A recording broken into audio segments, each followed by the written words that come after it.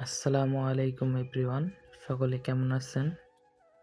আলহামদুলিল্লাহ অবশ্যই ভালো আছেন। আজকে আপনাদের যে রান্নার ভিডিওটা দেখাচ্ছি এটা হচ্ছে একটা মসজিদ। সো এই মসজিদের মিটিংয়ের জন্য অ্যারেঞ্জ করা হচ্ছে। তো এটার সাথে হচ্ছে আমরা করতেছি হচ্ছে ভুনা খিচুড়ি, যেটাকে বলা হয় সবজি এবং সাথে মাংস আছে। তো আমরা সব কিছু রেডি করে ফেলেছি এবং এখানে করার জন্য চুলাতে আগুন দিয়ে দিচ্ছি। তো রান্না শুরু হয়ে যাবে এখনই। সো আমাদের প্রথমত সব কিছু কেটে বেছে সব ঠিক করে নিয়েছি। এখন সসপ্যানে তেল ঢেলে দিচ্ছি। তেল দেওয়ার পর একে একে পেঁয়াজ দিয়ে দিব। তারপর পেঁয়াজটা একটু হালকা বাদামি হওয়ার পর এর ভিতরে মশলা দিয়ে দেওয়া হবে। হলুদ, মরিচ, ধনিয়া গুঁড়া এবং সাথে পেঁয়াজ বাটা, রসুন বাটা, আরও যাবতীয় যা যা আছে আর কি মশলা। তো দারচিনি, এলাচ সব কিছুই দিয়ে দেওয়া হবে। সো এগুলো কাজ চলতেছে। সো আশা করি এইভাবে ব্লগ ভিডিও আপনাদের মাঝে শেয়ার করব। তো রান্নায় হেল্প করতেছে হচ্ছে আমার জেঠি এবং সাথে আছে আমার একটা ভাবি। তো তারাই এই রান্না বান্না কাজে হেল্প করতেছে।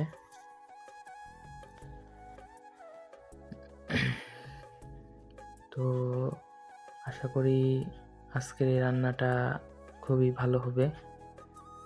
তো এইভাবে রান্নার ভিডিও আপনাদের মাঝে শেয়ার করব। আর আজকে যে আয়োজনটা করা হচ্ছে সেটা 3.5 কেজি চাউল, 1 কেজি মাংস, সাথে সবজি আছে এখানে আলু, গাজর, ফুলকপি, এগুলো সবজি সাথে অ্যাড করা হয়েছে। এখন মাংস দিয়ে দিলাম।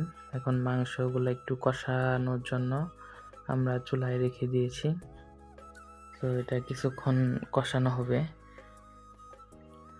আর এখানে টোটাল আমাদের 3.5 কেজি চাউল আর ডাউল আছে, মুগের ডাউল, আর হচ্ছে মাসকালাই যেটাকে বলা হয় গুঁড়া, ওইটা ডাউলও আছে সাথে। তো আমরা মাংস কষানোর জন্য রেখে দিলাম। তো মোটামুটি এখন মাংস কষানো প্রায় হয়ে গেছে। তো এই কষানো মাংসর ভিতরে আমরা চাউলটা দিয়ে দিব, অর্থাৎ চাউল ডাউল একসাথে আমরা মিক্স করে রেখেছিলাম। তো মিক্স করে ধুয়ে রেখেছি। তো এখন চাউল ডাউল সব একসাথে আমরা এই মাংস কষানোতে দিয়ে দিলাম। তো এখন আমরা দিয়ে দেওয়ার পর এটা খুব ভালো করে নাড়াচাড়া দিয়ে দিতে হবে, কারণ এটাকে একটু ভাজতে হবে আর কি। তো এখন ভাজার কাজ চলতেছে, কষানো দিয়ে এটা ভাজা হচ্ছে। এটা ভাজার মেন কারণটা হচ্ছে এটা নাকি ভাজলে কিছুক্ষণ নাড়া দিয়ে রাখলে এটা ঝরঝরা হয় আর কি মোটামুটি। তো আর কি সেই জন্যই এইভাবে কিছুক্ষণ নাড়াচাড়া দিয়ে দিতে হয়। তো এর মধ্যে সবজিগুলো দিয়ে দিলাম। এখানে গাজর, ফুলকপি, যে সবজিগুলো কেটে রেখে দিয়েছিলাম এগুলো দিয়ে দিলাম, দিয়ে আবার অনবরত নাড়তে থাকলাম। তো নাড়া মোটামুটি প্রায় শেষ পর্যায়ে। তো এখন পানি দিয়ে দিতে হবে। সো পানিটা খুব পরিমাণ মতো দিতে হবে, কারণ 1 কেজি চাউলের জন্য 2 কেজি পানি। সো এইভাবেই হিসাব করে দিতে হবে। আর সবজির জন্য কোনো পানি অ্যাড করার দরকার নেই, আর মাংসের জন্য একটু পানি অ্যাড করতে হবে। সো 1 কেজি মাংসের জন্য 1-1.5 কেজির মতো পানি। সো এখন আমরা মোটামুটি নাড়াচাড়া দেওয়া প্রায় শেষের দিকে। এখন পানি দিয়ে দেব। সো আপনারা দেখতেই পাচ্ছেন মোটামুটি এটা ভাজার জন্য অনেকক্ষণ আমরা ভেজে নিলাম। এখন পানি পরিমাণ মতো পানি দিয়ে দিচ্ছি। আমাদের যেহেতু 3.5 কেজি চাউল, 1 কেজি 3.5 কেজি চাউল, 1 কেজি ডাউল অর্থাৎ 4.5 কেজি এবং 1 কেজি মাংস আছে। So 5.5 KG. সো 5.5 কেজির জন্য আমাদের এই ধরেন 5 কেজি। সো 5 কেজির জন্য 10 কেজি পানি। সো 10 লিটার পানি আমরা এখন অ্যাড করে দিচ্ছি। সো পানি দেওয়ার পর এটা আমরা একদম ঢেকে দিব। সো ঢেকে দেওয়ার পর এটা আর খুলব না। সো যখন মোটামুটি 5 থেকে 10 মিনিট জাল হওয়ার পর আমরা ঢাকনাটা উঠাবো। সো এই যে মরিচ দিয়ে দিলাম উপর দিয়ে, কাঁচামরিচ যেটা, সো কাঁচামরিচ উপর দিয়ে এখন আমরা এটা ঢেকে দিব।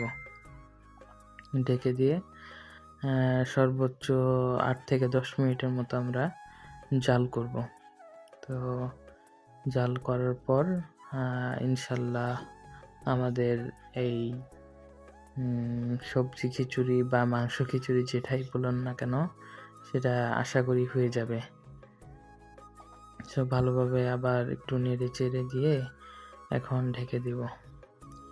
তো ঢেকে দেওয়া শেষ। এখন আলহামদুলিল্লাহ আমাদের খিচুড়ি হয়ে গেছে। সো দেখতেই পাচ্ছেন ঢাকনা খোলার পর এই অবস্থা।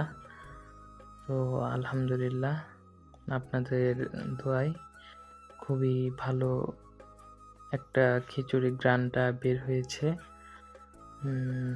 তো এখন একটু টেস্ট করে দেখা দরকার যে সব কিছু ঠিক আছে কিনা। তো সেই জন্য আমাকে বলতেছে যে লবণ টবণ এগুলো সব ঠিক আছে কিনা দেখার জন্য। সো আমি একটু সঠিক পরিমাপটার জন্য আমি একটু দেখতেছি যে সব ঠিক আছে কিনা। সেই জন্য একটু উঠিয়ে চেক দিচ্ছি। সো খেয়ে আলহামদুলিল্লাহ আপনাদের দোয়ায় এবং সকলের পরিশ্রমে খুবই ভালো হয়েছে। রান্নাটা অত্যন্ত মজাদার হয়েছে। সো আশা করি আজকে যারা মেহমান আছে মসজিদের মিটিংয়ে যারা আসবে আশা করি সকলেই মানে তাদের মনটা ভরবে। তো যাই হোক, এই পর্যন্তই। সকলেই আমার চ্যানেলটিকে লাইক, কমেন্ট এবং সাবস্ক্রাইব করবেন এবং পাশে থাকবেন। ধন্যবাদ।